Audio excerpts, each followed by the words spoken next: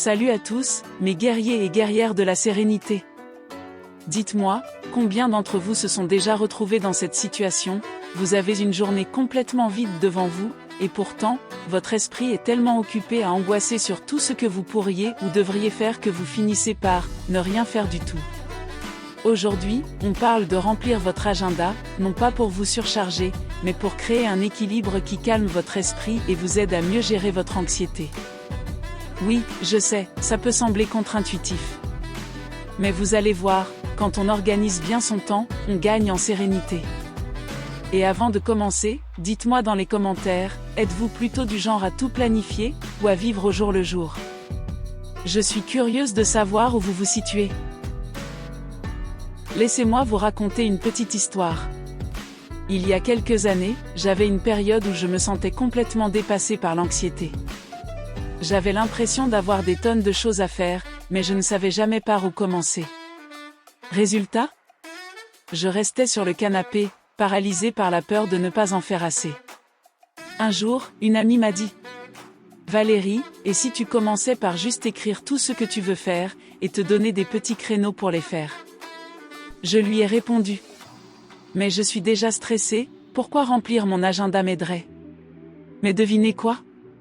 Quand j'ai commencé à planifier mes journées, ça a changé la donne.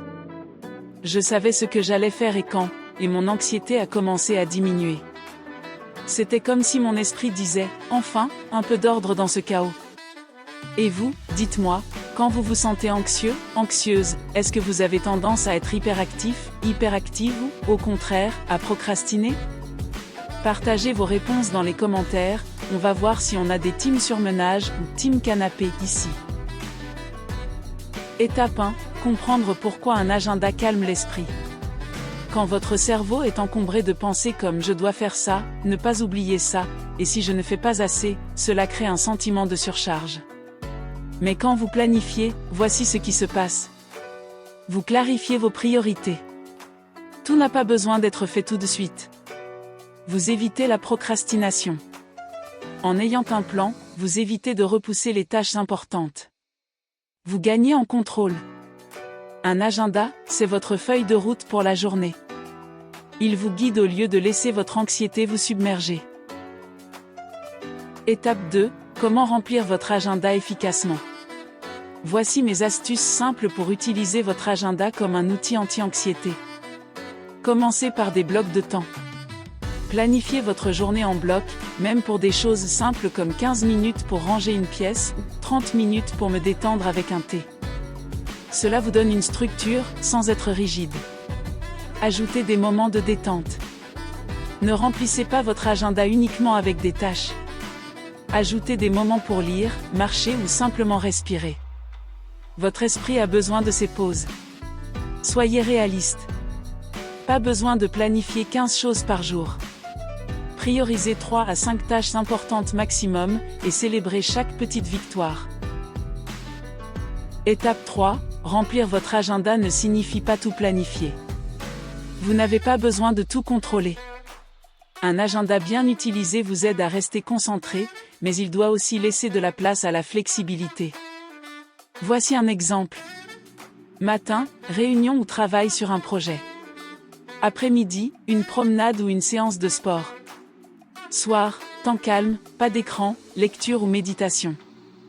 Mon astuce bonus, si quelque chose ne se passe pas comme prévu, ne vous jugez pas, adaptez simplement votre plan. La perfection n'est pas l'objectif, c'est le progrès qui compte. Et si jamais votre agenda devient trop chargé et que quelqu'un vous dit: tu sembles super occupé, tu peux m'aider avec ça? Vous avez le droit de répondre: désolé, j'ai un rendez-vous très important avec ma tasse de thé et un bon bouquin. Oui, c'est un rendez-vous légitime, et non, personne n'a besoin de le savoir.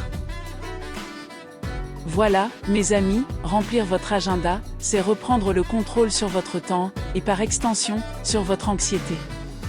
Ce n'est pas une contrainte, c'est un cadeau que vous vous faites pour avancer à votre rythme. Et maintenant, je veux savoir, quelle est la chose que vous pourriez ajouter à votre agenda cette semaine pour vous sentir mieux? Une promenade? Un moment de lecture? Partagez-le dans les commentaires, je suis impatiente de lire vos idées.